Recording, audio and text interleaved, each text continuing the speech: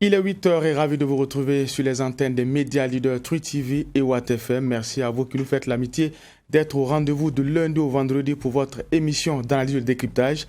Nous sommes également accessibles sur les plateformes Facebook et YouTube. Je suis Adam Khaled Ouedraogo, président de ce tribunal. Mesdames, messieurs, bonjour. Bonjour, messieurs les juges, juge Vaha, juge Bougma. Bonjour, président Ouedraogo. Bonjour, juge Vaha. Bonjour, madame, messieurs. Bonjour, juge Bougma. Bonjour, président. Bonjour, auditeurs et téléspectateurs. Chose promise, chose due. Après le parti au pouvoir, le tribunal de l'actualité auditionne ce matin l'opposition politique sur l'actualité à la Commission électorale nationale indépendante CENI, la récusation du représentant de la chefferie coutumière, l'action en justice de l'ONA contre le choix des commissaires de l'opposition. Voici les grands axes, en tout cas, de l'audition de cette dernière convocation de la semaine. Et à la barre ce matin, Dr Alain Dominique Zoubga. Il est président du parti L'Autre Burkina PSR, mais je précise qu'il est sur ce plateau comme représentant du cadre de concertation du CEFOP. Bonjour et bienvenue. Bonjour à vous, monsieur le juge du tribunal. Alors, comme je l'ai dit, avec vous, nous allons revenir sur l'actualité au niveau de la Commission électorale nationale indépendante CENI. Mais avant, nous allons ouvrir la première fenêtre de cette émission, les avant-propos.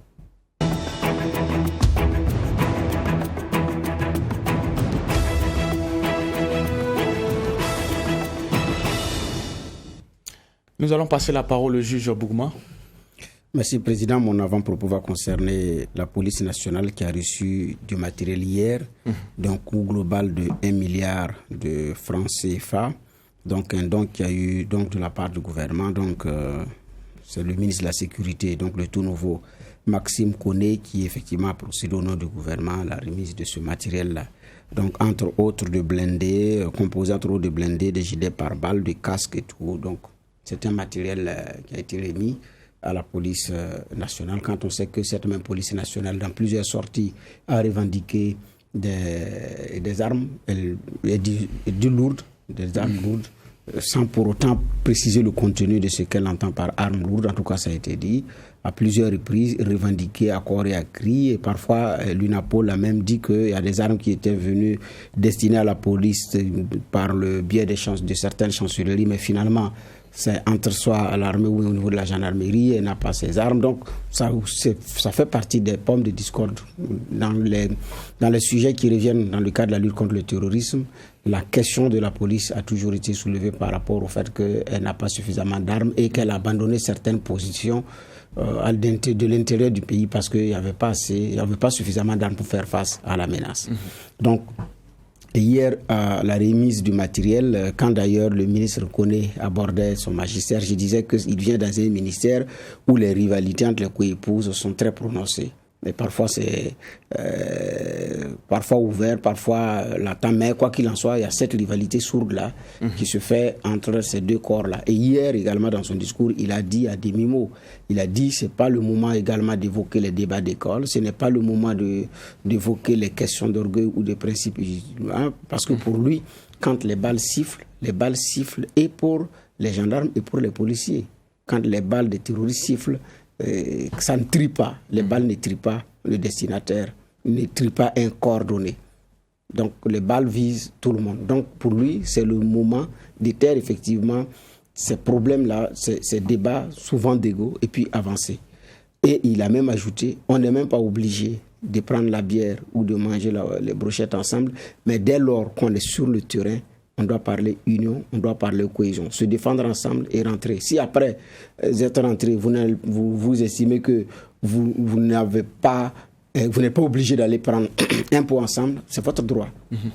Mais sur le terrain, ce n'est pas au moment où les balles sifflent qu'il faut rentrer dans ces débats-là. Donc c'est un appel effectivement à l'unisson, mais c'est aussi un ministre qui a étudié certainement un langage subtil, mais qui touche du doigt aussi les réalités de ce ministère-là. J'ai dit avec ce don de matériel, d'un tel niveau de comment on appelle ça, de capacité, s'il y a aussi un autre pas qui est franchi par rapport à cette situation. Donc, ce qu'on souhaite, c'est quoi? C'est bon usage, qu'effectivement les uns et les autres puissent se mettre en tête qu'on a un ennemi commun, effectivement, à combattre. Sur le terrain, ces questions, on doit pouvoir en faire fi. Et puis bon, quand on revient à Ouagadougou, peut-être on peut les reprendre.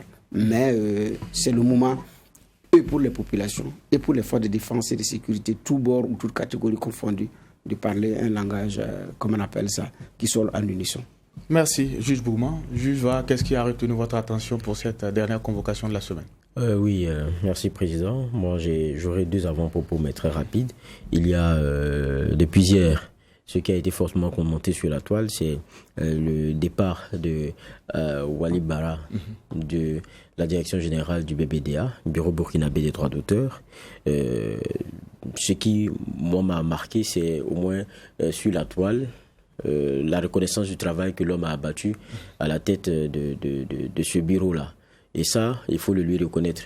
C'est-à-dire que quand vous n'aimez pas certaines méthodes, certaines façades de quelqu'un ou certains comportements de l'homme, il faut au moins reconnaître de lui ce qui lui revient de droit, à savoir le travail abattu ou la rigueur dans ce qu'il fait. Et il a apporté beaucoup de changements au bureau burkinabé des droits d'auteur, quoi qu'on dise. Dans les niches nouvelles pour augmenter l'assiette qui revient donc à la répartition, notamment pour les hommes de culture. Et ça, on l'a vu sur beaucoup de terrains là-dessus. Et puis, même sur le débat même de la répartition en interne, avec la question tradie et tout. Donc, c'est quelqu'un qui a beaucoup œuvré. Moi, ce que je pourrais dire, c'est que c'est pas très souvent qu'on a je dirais pas une unanimité, parce que personne ne fait jamais l'unanimité, mais qu'on a aussi cette tendance lourde-là à vous féliciter lorsque vous partez. C'est rare, donc c'est bravo à lui, et puis espérer qu'il ira aussi pour on va dire pour une suite aussi intéressante. Et puis pour celui qui vient, que les acquis soient améliorés, et c'est ce qu'on pourrait souhaiter pour la grande communauté de la culture burkinabé. J'ai dit que j'avais 2 avant-propos. Aujourd'hui, bon, c'est vrai que les JO, on a vu quelques débuts hier, je pense avec quelques matchs de football et tout, mais il y a les grands débuts vraiment pour ce qui est de l'athlétisme. N'oublions pas nos athlètes burkinabés, et ils sont 7 étalons donc qui vont représenter le Burkina à Tokyo 2020. C'est vrai qu'on a 2021, mais donc on va dire c'est un Tokyo en retard. Et les athlètes, c'est Paul Domont pour le cyclisme, Leblanc Lucas Diallo pour le judo, taekwondo c'est Savadogo Faisal, natation Angelica Sita, athlétisme Marthe Yasmine Kouala. Ce sont les noms qu'on va suivre, et puis Hugues Fabrice Zango qui est notre grand espoir aussi de médaille d'or. Donc qu'on soit derrière eux, je pense que je ne vais pas rappeler les dates puisqu'on a un invité, mais soyons derrière eux, et puis bon, vous savez, tout y est toujours au cœur de l'information, donc on se fera fort de rapporter les exploits de nos champions. Merci, monsieur le juge, pour ce propos introductif. Je le rappelais au début de cette émission, Dr Alain Zoubga, président du parti Lot Burkina PSR, est notre convoqué du jour. Avec lui, nous allons parler de la situation au niveau de la Commission électorale nationale indépendante CENI. Je précise qu'il est également ce matin convoqué au titre du cadre de concertation du SOFOP. Une fois de plus, merci d'avoir honoré notre convocation. Alors, avant de parler de la situation au niveau de la CENI, nous allons parler d'un autre blocage. C'est une actualité politique. Il s'agit du dialogue politique notamment, actuellement qui est en suspension parce que l'opposition a estimé que toutes les conditions ne sont pas réunies pour aller à ce dialogue politique-là. Votre préalable, c'est la situation sécuritaire. Pour qu'on puisse comprendre, qu'est-ce que vous mettez dans ce préalable-là? Est-ce que pour l'opposition, il faut finir totalement avec l'opposition avant de reprendre le dialogue politique? Est-ce que vous avez un calendrier? Finalement, qu'est-ce qu'il faut comprendre? Je voudrais vous dire encore à vous 3, vraiment merci. En tant que convoqué, je vais essayer de me défendre pour éviter une lourde condamnation de votre part, de votre tribunal. D'abord, il faut se demander qu'est-ce qui a motivé notre départ de ce dialogue politique. Est-ce que nous avons eu raison, oui ou non, de quitter le dialogue politique? Ce qui est sûr, c'est que c'est depuis que nous avons bougé que les choses ont bougé au niveau national, au niveau de l'État burkinabé. Donc nous avons eu raison de poser le problème. Ensuite, lorsque nous étions au niveau de ce dialogue, nous avons vu l'agenda, oui, 1h30 pour parler de la situation sécuritaire au Burkina Faso. Le reste, c'est pour parler du corps électoral. Nous avons dit quand même, personne ne va nous comprendre. On va nous chasser ici de cette salle-là. Ce qui se passe dehors est plus important que notre corps électoral. Nous avons réussi à faire en sorte que tout le débat tourne autour de la question sécuritaire. Pour des raisons pratiques, on n'a pas pu continuer sur le corps électoral. On a suspendu, on doit reprendre. Mais nous avons dit, au regard de l'évolution de la situation, il faut ramener encore cette question pour qu'on en débatte. pour une raison bien simple. Le chef de l'État lui-même a dit qu'il va prendre des mesures idoines. Mais nous irons au dialogue pour écouter et comprendre quelles sont ces mesures idoines, lesquelles. Donc nous avons quand même raison de dire, on va recommencer les débats pour bien comprendre ce qui est proposé par le chef de l'État par rapport à ce qu'il a promis, les mesures idoines. Donc il ne s'agit pas pour nous de dire c'est dans 1 an, 2 mois, 4. Non, ce n'est pas ça le problème. C'est que la question est d'actualité. On ne peut pas se retrouver pour aller directement parler de corps électoral, alors que la question de fond est là. Donc, rassurez-vous, en termes de préalable, c'est surtout une question de conditionnalité pour permettre aux gens de faire le point de ce qui est exigé au niveau de l'opinion, ce qui est exigé aux politiques, à la classe politique en général, à l'autorité, au pouvoir et à l'opposition. Ça, c'est vraiment le minimum possible que nous devons demander. Alors, si je vous ai bien compris, avec votre action, les lignes ont bougé. Donc, si demain, le chef de l'État convoque à nouveau le dialogue politique, l'opposition politique sera à la table. On a même écrit pour dire qu'on est prêt à reprendre. OK. Et il faut quand même que, quand on va aller, puisqu'il a promis des mesures, jusqu'à présent, nous ne voyons pas ces mesures-là. Nous serons heureux de connaître ces mesures, d'en prendre connaissance et d'applaudir si ce sont des mesures efficaces. D'accord. Monsieur le juge, oui, pas. Oui, moi je vais rester sur la question du dialogue politique. C'est vrai que vous avez claqué la porte parce que vous estimiez à un moment donné que la question centrale, primordiale et donc prioritaire pour le Burkinabé n'avait pas été mise sur la table et que c'était d'autres questions qui étaient subsidiaires qui avaient été donc avancées. Mais moi, ce qui m'étonne un peu, c'est que quand on regarde de ce qu'il y a d'ordinaire en termes de dialogue politique, le dernier c'était 2019. De 2019 à maintenant, il y en a eu un d'extraordinaire, mais qui a porté essentiellement sur les consultations électorales. Celui de 2019, quand on lit très bien les recommandations qui en sont sorties, sur le volet sécuritaire, c'est très intéressant. La question des ressources en hommes, la question des ressources en matériel, la question de l'effort populaire, tout cela est recensé dans les recommandations de 2019. Mais moi, ce qui m'étonne, c'est que c'est à la faveur de Solhan, au lendemain, je pense que le dialogue commence. Après, il y a ce qui se passe et puis vous faites le blocage. Mais de 2019 jusqu'à maintenant, malgré que vous ayez fait ces recommandations qui étaient intéressantes, quand je dis vous, c'est pas seulement l'opposition, c'est aussi la majorité, parce que c'est ce qui est sorti du dialogue, plus jamais on a vu d'opérations fortes pour rappeler que, attention, on est en train de quitter nos recommandations, attention, ce qu'on avait dit ensemble, on ne sent pas cela se faire, et puis bon, parce qu'il y a Solhan, vous faites la politique de la chaise vide. Parce que aussi c'est le moment où le Burkinabé est le plus insatisfait de la réponse qui est donnée face au terrorisme. Il n'y a pas une balle qui est saisie au bon, il n'y a pas un opportunisme. Opportunisme, le mot est lâché. Disons plutôt opportunité.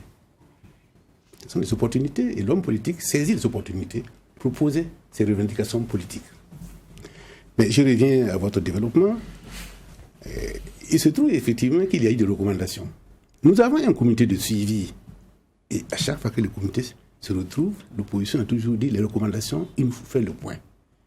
La dernière fois que nous avons fait le point des recommandations, on s'est rendu compte qu'il n'y a pas grand-chose de fait. Et pour l'essentiel, c'est au niveau de l'exécutif que ces recommandations-là doivent pouvoir être mises en pratique.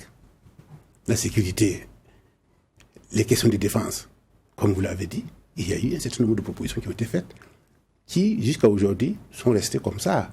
C'est comme des vœux pieux. Non, sur cette base, oui, on peut vous comprendre que vous ne comprenez pas qu'il y a eu ça et finalement, rien ne se passe. Mais ce n'est pas de l'opportunisme.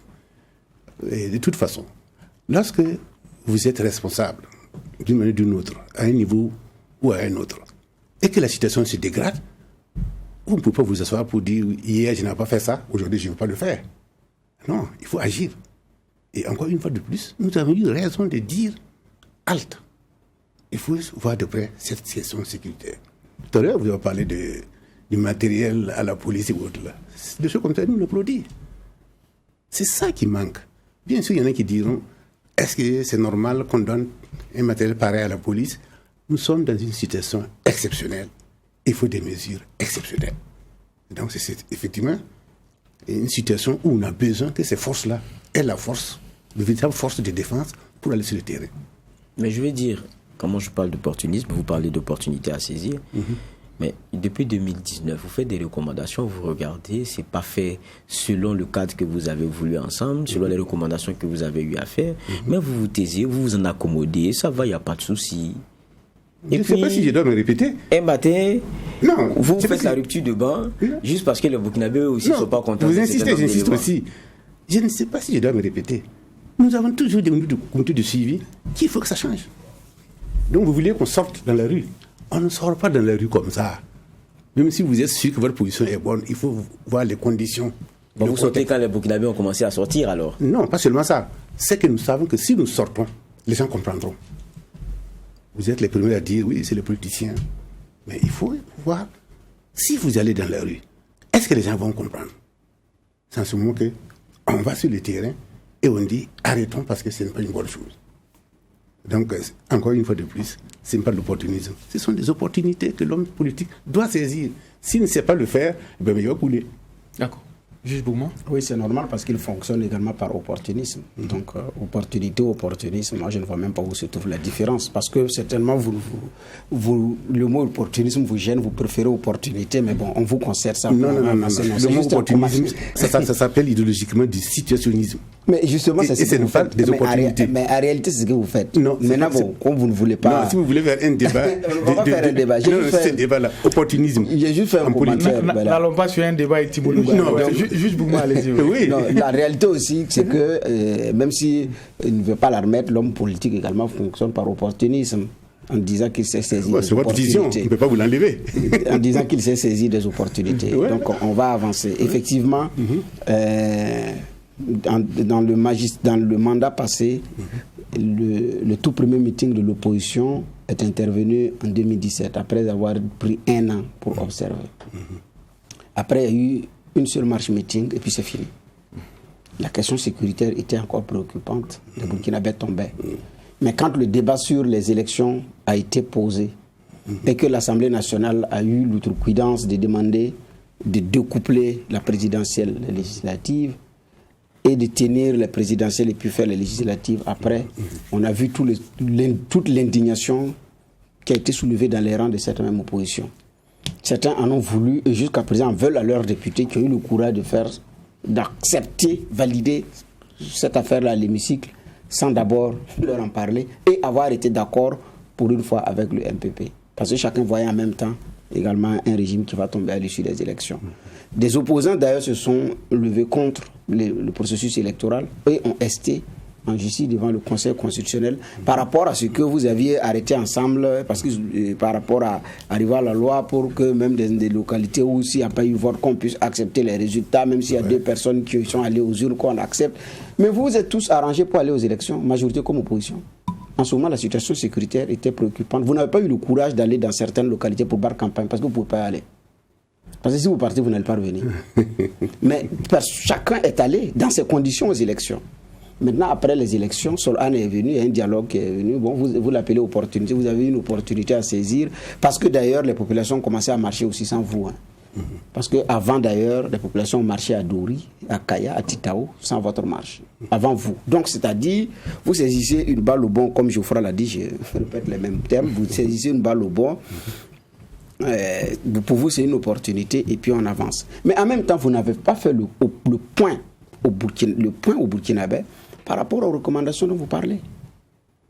Notre opposition ne nous a pas fait le point pour dire voici les recommandations qui ont été arrêtées à l'issue des dialogues politiques qui ont eu lieu et le comité de suivi est arrivé à tel niveau, à tel niveau, à tel niveau, à tel niveau. Vous ne nous avez pas fait le point.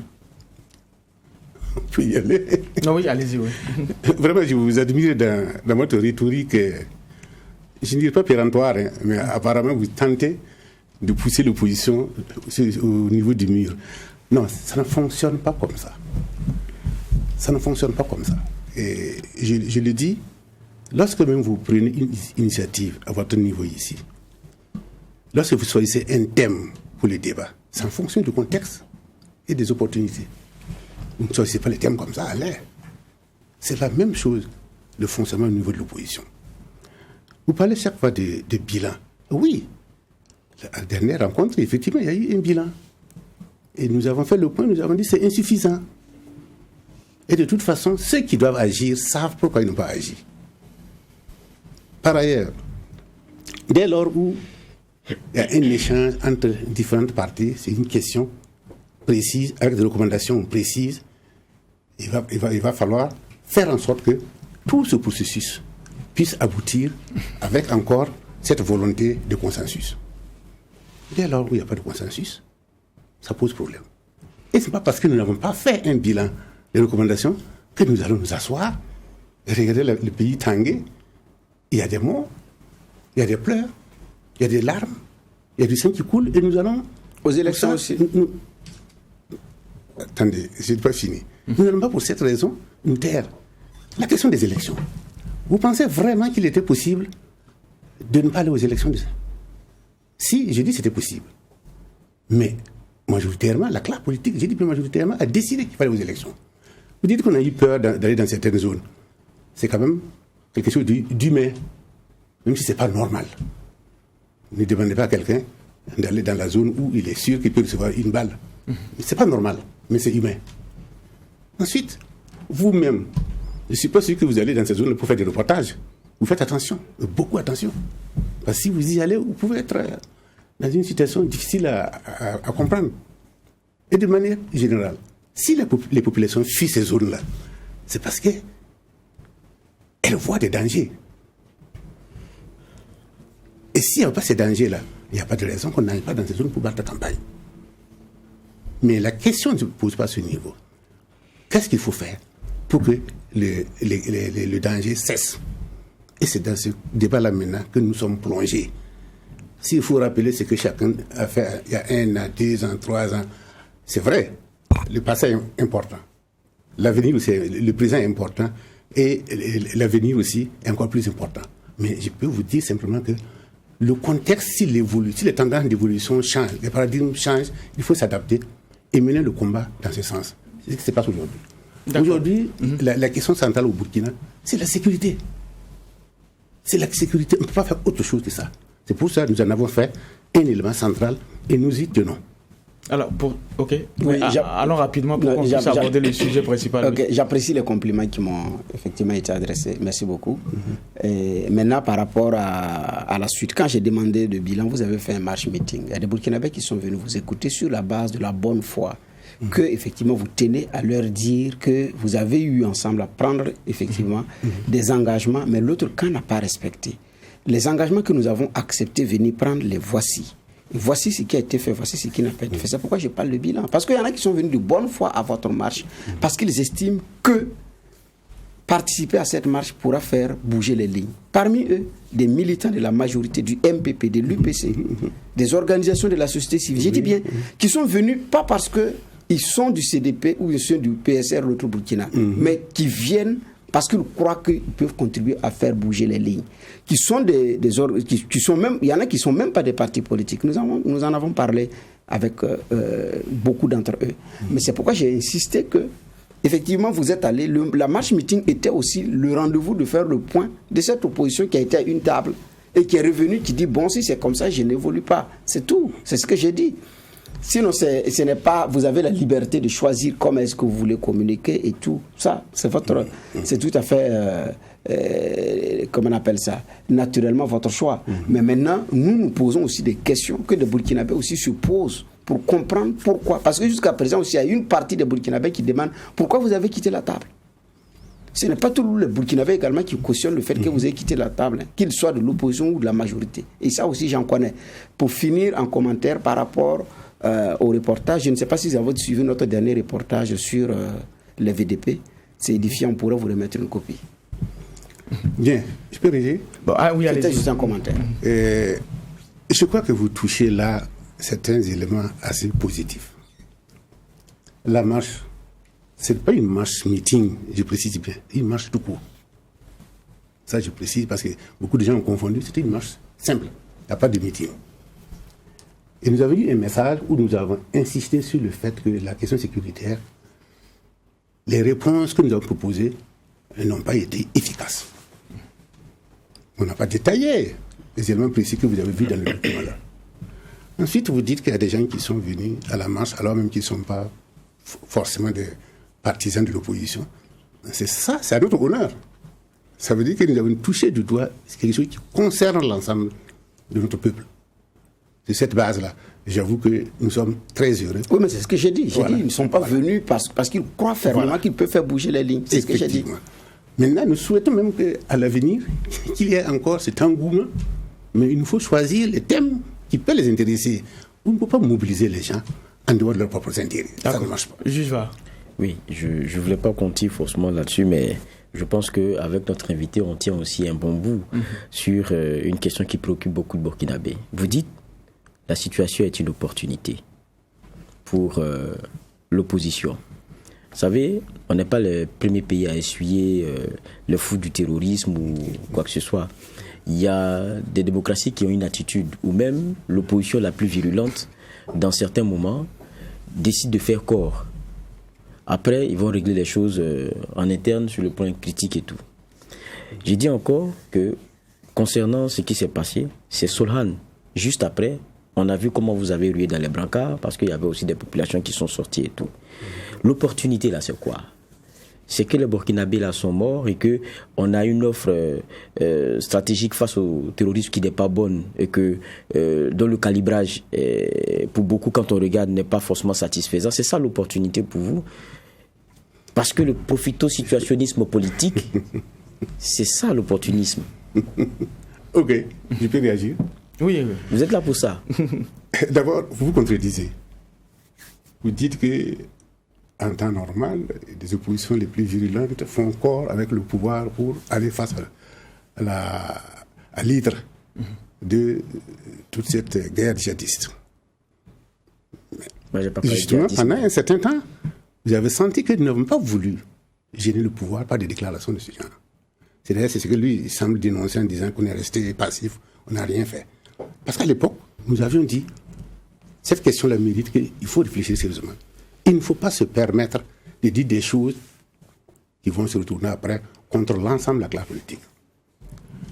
Maintenant, quand on parle d'opportunité, ce n'est pas par rapport simplement à la guerre, c'est par rapport à la détérioration du climat social qui comprend les crises humanitaires, la crise sanitaire, qui comprend la crise sécuritaire et qui comprend aussi, qu'on le veuille ou non, la crise politique. C'est cette base-là. On ne peut pas s'asseoir et dire qu'on va nous taxer d'opportunistes. Non, ça c'est pas l'opportunisme. J'insiste pour dire que nous ne sommes pas des situationnistes. Nous nous rendons compte que le contexte est tel que nous sommes interpellés. Et quand vous êtes interpellés, vous devez avoir le courage de réagir pour qu'on sache qu'est-ce que vous en pensez, qu'est-ce que vous voulez faire. C'est ce que nous avons fait. D'accord. Une dernière question sur le sujet. Aujourd'hui, il y a l'ONA qui revendique sa place au niveau du dialogue politique. C'est vrai que le dialogue politique est à l'initiative du chef de l'État. Est-ce qu'au niveau du CEFOP, vous acceptez le principe d'être autour de la même table avec cette organisation? Vous savez, les partis qui se réclament de l'ONA ont été invités à nos réunions. Le professeur Soma était là la dernière fois au cadre de concertation de l'opposition. Je vous rectifie pour dire que ce n'est pas le cadre de concertation du CEFOP, mais c'est de l'opposition. D'accord. Tout le monde est invité. Si vous venez aujourd'hui et demain vous ne venez pas, ce n'est pas la fin du monde. Nous avons changé par rapport à l'ancienne formule où il vous faut introduire une demande. Nous, on regarde pour voir si vous êtes bien. C'est comme une sorte d'enquête de moralité avant de vous admettre. Ça, c'est fini. Tout parti politique qui dit si l'opposition peut venir à nos réunions. Mais ils ont créé leur groupe. Malheureusement, il y a un problème. La Constitution ne reconnaît qu'un seul porte-parole. C'est Eddy Kombouego. Voilà la difficulté. Si ils veulent constituer un groupe pour avoir droit aussi à une sorte de porte-parole, ça pose problème. Mais c'est à eux d'aller jusqu'au bout de leur logique. Nous leur avons dit, venez avec nous dans le cadre de concertation. Ils étaient là à la marche. On a marché ensemble. C'était une bonne chose. Maintenant, s'ils veulent avoir la possibilité d'avoir droit de vote ou chose comme ça c'est notre débat. Et je pense que ça va être compliqué pour eux. D'accord. Une réaction de 30 secondes du juge, voilà. Oui, mais c'était même plutôt une question. Ce que vous nous dites là est très intéressant. Vous dites que le professeur Soba était au cadre de concertation. C'était quand? Nous avons fait une réunion de bilan après la marche, il était là. Donc c'est la réunion de bilan de la marche de l'opposition à laquelle il a participé, ou bien c'est une rencontre du cadre de concertation de l'opposition? Non. Le cadre de concertation s'est réuni pour faire le bilan et on les a invités. Il est venu. Pour le bilan. Voilà. Même si c'est pour le bilan, il est quand même venu. C'était une précision qui était intéressante. D'accord. Voilà qui est clair. Alors, on va s'attaquer au sujet principal qui est la situation au niveau de la CENI. Alors, comme au niveau du dialogue politique, on voit qu'au niveau de la CENI, vous avez opté pour la politique de la chaise vide. Finalement, on est tenté de dire que c'est l'argument, sinon la posture favorite de l'opposition. Pourquoi justement, à chaque fois, choisir cette posture-là?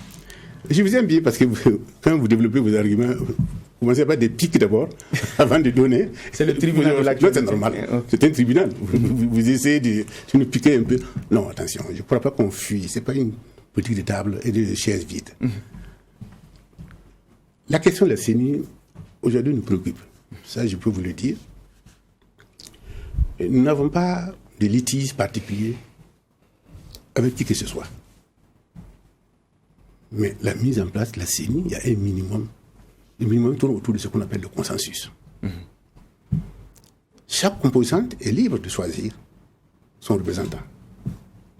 Mais dès lors où il s'agit de présider la CENI, la personne qui doit être président de la CENI doit montrer patte blanche.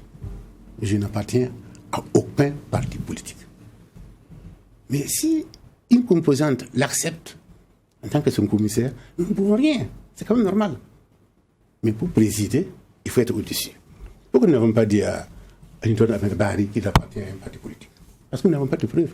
Celui-là, le Saonaba, nous avons les preuves. On a beaucoup de preuves. Lui-même, je peux vous le révéler. Il a dit oui, je reconnais effectivement, il y a ça, il y a ça, il y a ça. Mais je vous demande de m'accepter parce que je vais faire l'effort de changer. C'est ce qu'il nous a fait comprendre. Quand? Je ne sais pas une date, mais en tout cas, il y a quelques jours. Où ça? À une réunion au CFOP. Avec le président Edi Kombebo. Voilà. Vous pouvez diffuser, vous n'êtes pas gêné. On est en direct, nous sommes en direct. Oui, l'émission est en direct. Voilà, c'est très intéressant. Mais nous l'avons compris sur le plan humain. C'était une rencontre privée ou bien non, mais il a demandé. Rencontre. Non, attends. Quelqu'un peut demander à vous voir pour exposer son sujet. C'est un directeur ici. Mais à cette occasion, il a dit quelque chose que nous avons apprécié. Nous avons dit c'est difficile qu'on puisse te laisser prendre dans l'espoir que tu vas changer par la suite. Donc implicitement, reconnaît effectivement ce qu'il dit. Donc nous n'avons rien contre la personne. Ensuite, il ne faut surtout pas croire que nous avons des remontrances particulières vis-à-vis de la chefferie coutumière. Nous ne pouvons pas le faire et nous ne voulons pas le faire.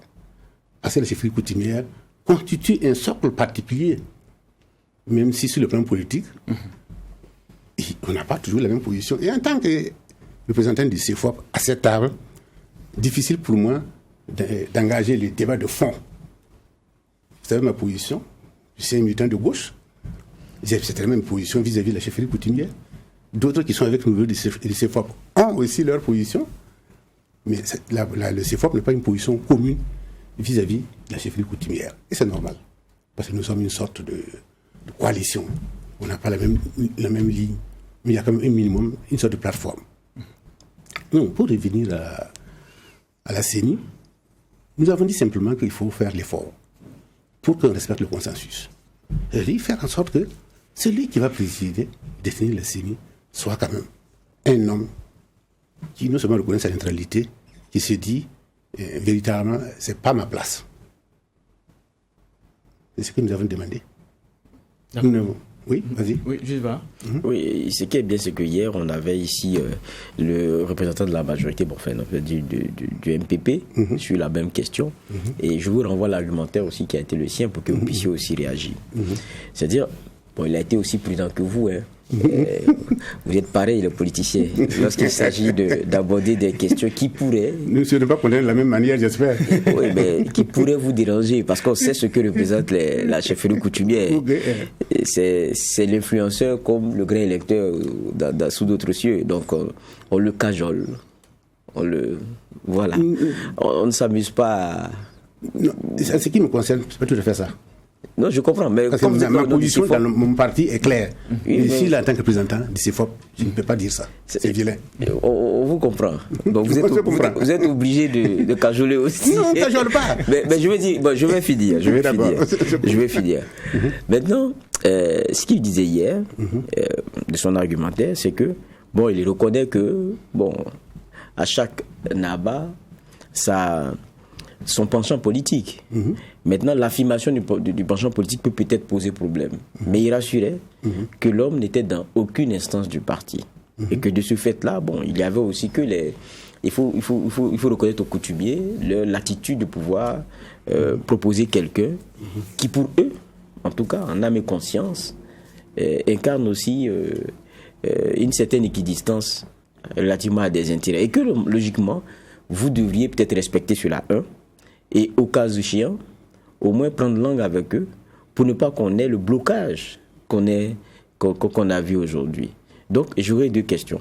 D'abord, que vous réagissiez un peu à cette posture-là. Deuxième élément, est-ce qu'il y a eu, avant la pression que vous avez eu à mettre avec la politique de la chaise vide, même si vous ne voulez pas qu'on l'appelle comme ça, est-ce qu'il y a eu vous avez eu à prendre langue avec le caucus chef traditionnel pour au moins essayer de discuter avant même d'engager le peu de force?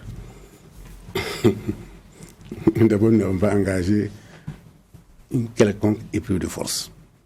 Surtout pas contre la chefferie traditionnelle. Vous dites que les cajoles, ce sont nos papas. Par exemple, quand je prends mes convictions idéologiques aujourd'hui, je ne peux pas nier que je sors d'une famille qui a peut-être une autre façon de voir la vie. Pour ne pas bousculer les habitudes, les convictions sociologiques, parce que simplement, vous sortez d'une université où vous avez des convictions de gauche, ça ne marche pas comme ça. Vous vous demandez si nous avons pris contact avec la sous-composante. Je peux dire que nous avons eu pas moins de 3 à 4 rencontres avec la chefferie coutumière. La dernière fois, quand nous sommes partis, nous avons dit, nous ne sommes pas venus pour demander quoi que ce soit. Nous sommes venus les supplier pour que tout soit mis en œuvre afin d'éviter à ce pays-là une crise. Et ils ont les moyens d'éviter la crise. Et je dois dire qu'en réalité, le problème se situe ailleurs. Le problème se situe au niveau du MATD. Ok. Expliquez-nous alors. Oui, lorsque une composante envoie sa proposition, vous étudiez, vous essayez de prendre des informations. Le Conseil des ministres, ce n'est pas une boîte à lettres. Il y a un organe officiel au MATD qui valide les candidatures. Mais avant d'aller en Conseil des ministres, moi j'ai fait 4 gouvernements. Avant d'aller en Conseil des ministres, vos techniciens étudient les dossiers. Et vous allez en Conseil des ministres avec des arguments. Et ce sont ces arguments qui font que le Conseil des ministres dit oui, il n'y a pas de problème. Ici, on a induit le gouvernement, le Conseil des ministres en erreur. On a induit la composante de la société civile en erreur. On a induit aussi la chefferie coutumière en erreur. Et nous sommes piégés. Du Conseil des ministres jusqu'à cette entité, il y a un pied qui s'est refermé sur nous tous. Qui a induit la société coutumière, comme on appelle ça, l'entité chefferie coutumière en erreur? J'ai fait un développement pour dire que depuis que le dossier a été introduit, on a induit tout le monde en erreur. Mais quand vous dites a été induit en erreur, dans le choix, parce qu'il y a d'abord le choix de quelqu'un qui est validé. Non, la chefferie coutumière peut très bien vous envoyer une proposition, vous l'étudiez, vous dites, le profil là pose problème. Chacun, quand vous aurez une responsabilité dans un gouvernement, vous verrez qu'on vous envoie des dossiers, vous étudiez, vous pouvez les renvoyer en disant, faites attention, parce qu'il y a ça et ça. Mais sur la base de quoi? Sur la base de quoi? Mais ce que nous avons comme élément qui montre aujourd'hui que l'élément est vraiment coloré. Ils l'ont. Il faisait partie d'aucune instance. C'est pas une histoire d'instance. Non, c'est être neutre. Mais il y a aussi qu'après ça, le décret même peut être attaqué en Conseil des ministres, devant le Conseil d'État. Est-ce que vous l'avez fait? Quel décret? Le décret du Conseil des ministres. Non, nous ne l'avons pas fait parce que de toute façon, dès lors où notre entité ne siège pas, le décret tombe à l'eau. Il est tombé à l'eau. On a refait encore un autre décret la dernière fois. Donc, oui, mais avec le même nom toujours sur la liste. Hein? Ah oui, mais de toute façon, si nous ne sommes pas là. Le décret, à vous entendre parler, c'est comme si le décret a été repris parce qu'il y avait ce nom. Non, le décret a été repris parce qu'il y a M. Barry qui a été remplacé. C'est ce que j'ai dit. Voilà, donc c'est-à-dire, oui, ce que vous dites est vrai. Mais avant, ça c'est un problème. Il y avait déjà 2 problèmes à la CENI. Il y a fort problème et puis il y avait un problème au niveau de la FAIB. Donc c'était 2 problèmes. Il y a un qui est résolu à travers le décret qui a été également pris hier. Donc je posais la question de savoir est-ce que vous aviez attaqué? Vous avez dit non, vous n'avez pas attaqué. Pourquoi? On n'a pas attaqué. C'est en lien avec ce que nous avons dit. Nous n'allons pas traîner la chefferie coutumière devant les tribunaux. Est-ce que c'est la chefferie coutumière que vous traînez? Oui, mais ça finira par... C'est un décret du gouvernement. Oui, certes, mais ça finira par rebondir sur leurs propositions. Mais puisque ici, déposer un recours en justice reviendrait à mettre en cause le choix de la chefferie traditionnelle. Oui. Mais vous ne l'avez pas fait, mais vous le mettez toujours en cause, ce choix. Oui. Ça revient à la même chose, sauf que vous avez choisi une autre façon d'aborder le problème. Non, mais nous l'avons choisi politiquement. Vous avez décidé de faire de la politique avec? Non, c'est politiquement, nous avons fait le blocage. Nous n'allons pas aller dans les tribunaux. Pourquoi? Parce que vous les juges, on vous connaît. Pourquoi vous ne voulez pas? Vous connaissez, c'est pas évident. Quel est le problème avec les juges? Si vous avez les preuves, j'en ai un paquet. Pourtant, votre chef de file de l'opposition a été blanchi par cette même justice. Quelle justice? La justice burkinabé? Parce qu'il n'a rien fait. Oui, mais justement, donc si vous n'avez... Mais pourquoi vous dites que vous connaissez la même justice? Oui, mais j'ai dit, je parle de vous 3 là. Je parle pas. C'est pas devant nous. Vous 3 là. On a dit Conseil d'État. Sinon, je pense aussi que je suis avec vous il y a quelques instants là. Mais très vite, je sais qui vous êtes. Ça pique. Non, moi, la question, c'est pas négatif. La question, c'est devant le Conseil. C'est pas négatif. L'intitulé de l'émission s'appelle le tribunal de l'actualité. Vous venez, vous défendez. Voilà. Et vos propres arguments peuvent être retournés. Non, c'est pas négatif. Donc, vous savez ça, c'est basique. C'est normal. Mais maintenant, quand vous dites que vous connaissez les juges, moi je parle des juges du Conseil d'État. Parce que moi ma question c'est est-ce que vous les avez envoyés, vous avez dit non. Vous avez dit nous avons fait le choix politique de gérer ça politiquement plutôt que d'aller devant les juridictions. En attendant. Voilà.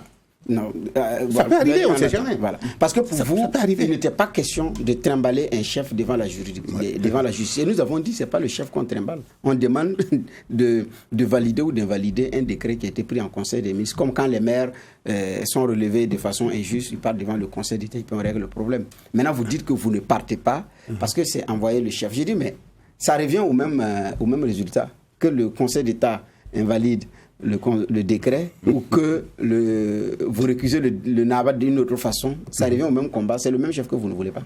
Oui, nous avons réussi notre objectif sans avoir à dire quoi que ce soit à la chefferie coutumière.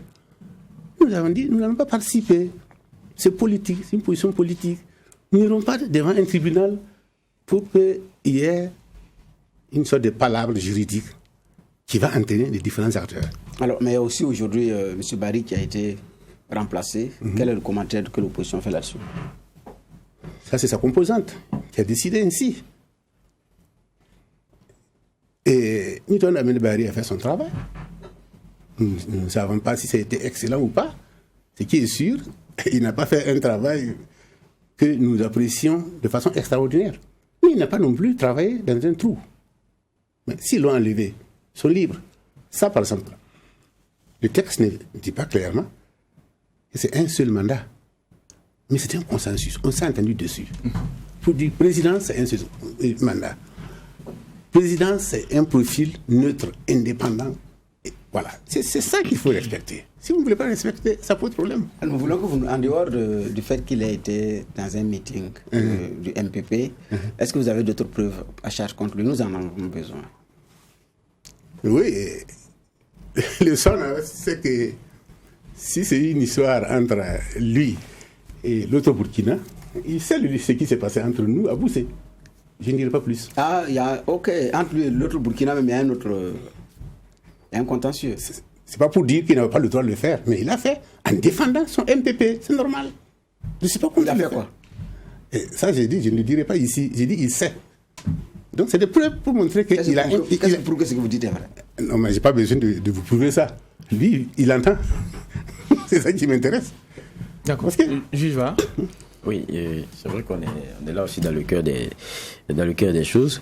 Quand on regarde tout ce qu'il y a aujourd'hui, est-ce que vous pensez qu'il y a à revoir profondément aussi les textes au niveau de cette question de composition de la CENI, la désignation et tout, à revoir de façon plus courageuse, même les gentlemen agreements et tout, là, les poser sur papier.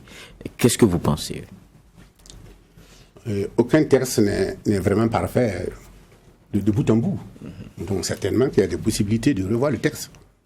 Mais en attendant, nous sommes sûrs que ce qui est écrit là, et le consensus auquel nous avons tous adhéré, une neutralité, et puis que ce soit une présidence tournante, c'est pas écrit non plus. Tout cela quand même. Et puis j'étais de ceux qui au départ étaient là, on écrivait ces textes-là. C'est l'esprit. Parce qu'un texte, c'est pas seulement la lettre, mais aussi l'esprit. Si vous ne voulez pas tenir compte de l'esprit, ça pose problème. J'ai dit que Clément a piégé tout le monde. Il va m'entendre, mais je l'ai dit, il a piégé tout le monde. Et j'ai dit à quelqu'un là, c'est du Clément. Quelqu'un qui aime créer les crises. Donc il adore les crises. C'est une accusation assez grave quand même. C'est pas grave. Il adore les crises. Il en a créé avec les conseillers. Et c'est pas encore fini et il crée encore cette crise. La désignation, c'est lui alors, vous voulez dire? Hein? La désignation. J'ai dit que c'est lui qui amène le dossier en conseil des ministres. Il doit travailler avant d'amener le dossier en conseil des ministres. Il peut regarder. Il peut prendre contact avec les gens pour dire, bon, ce que vous avez proposé là, voilà les difficultés qu'il peut y avoir. Alors la loi demande à chaque entité de désigner un représentant. Le ministère prend acte. Il n'y a pas d'organe de validation et d'étude des dossiers. Ou bien vous avez connaissance d'un organe au matériel. Si quelqu'un désigne une personne connue de tous comme étant ceci ou cela, le ministre ne va pas accepter. Non, il faut y avoir un minimum. Quand vous envoyez un dossier en conseil des ministres, c'est un dossier valable. Vous êtes d'accord avec le dossier et vous l'envoyez en conseil des ministres. Il faut faire ce travail. Mais donc si le choix avait une coloration, je dirais, opposition, ça n'allait pas passer. Mais là aussi, il pouvait le dire. Il pouvait dire simplement, cet élément est affiché opposition. Je crains fort qu'il y ait des problèmes. Parce qu'il doit maintenant parler en tant que ministre. Mais il sait que son parti peut dire, ah non, nous ne sommes pas d'accord. Il peut le prévenir. Ensuite, oui, allez-y. Oui, allez-y. Moi, je voulais comprendre. Vous vous êtes vu plusieurs fois. Et vous dites, et que récemment même, avec le représentant de la commission qui pose problème, vous dites, vous vous êtes même parlé, lui-même reconnaît que ceci et cela. Mais aujourd'hui, où est-ce qu'on en est? Est-ce que vous sentez que ça évolue dans le bon sens, ou il y aura un retrait, un renouvellement? Est-ce que vous vous êtes parlé, vous sentez que ça évolue dans le bon sens, ou où est-ce que vous en êtes? Ce qui est sûr, c'est que la situation actuelle, elle est bloquée. Mais je ne suis pas de ceux qui restent pessimistes. Nous sommes comme des acteurs. Nous savons qu'il y a danger. Si jamais, par notre faute, une autre crise survient dans ce pays-là, on va nous couper les têtes, hommes politiques et autres là. Il faut trouver une solution. Et la solution, à mon avis, c'est accepter ce qui est consensuel. Si une proposition est faite et il y a un consensus, c'est terminé. Bon, moi je le demande parce que la dernière fois, la prestation de serment, je pense que le controversé était là. Mais... Donc je demande, est-ce qu'au fil des discussions, il y a une évolution des choses?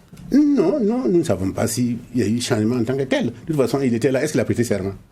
Bon, personne n'a prêté serment, vous savez ça. Justement, mais pourquoi? Vous pouvez nous dire pourquoi il n'y a pas eu prestation de serment? Parce que moi, je vous interroge, quoi. Qu'est-ce qui s'est passé? Bon, pour une fois, nous allons répondre. Vous savez très bien même que, d'ailleurs, étant donné que la FIB a remplacé le décret n'était pas sorti. Alors que le Conseil constitutionnel s'est sur la base de ce décret. Naturellement, c'est pas possible. Donc, c'est ça la raison? C'est l'une des raisons. Ah, d'accord, ok. Alors, et si c'est un passage en force, Dr Zouga? Je n'ose pas y croire. Qu'est-ce qui va se passer? Je vais vous dire ceci. C'est quoi la CENI? L'article est clair. La CENI est composée 1. La composante majorité. 2. La composante opposition et la société civile. S'il y a une composante qui n'est pas là, il n'y a plus de CENI. Mais il y a aussi même une plainte contre le commissaire de la CENI. de l'opposition. Lequel? Du professeur Soma. L'ONA a déposé une plainte contre le choix de vos commissaires. Qu'est-ce que vous en dites? Oui, mais ça n'a pas commencé maintenant.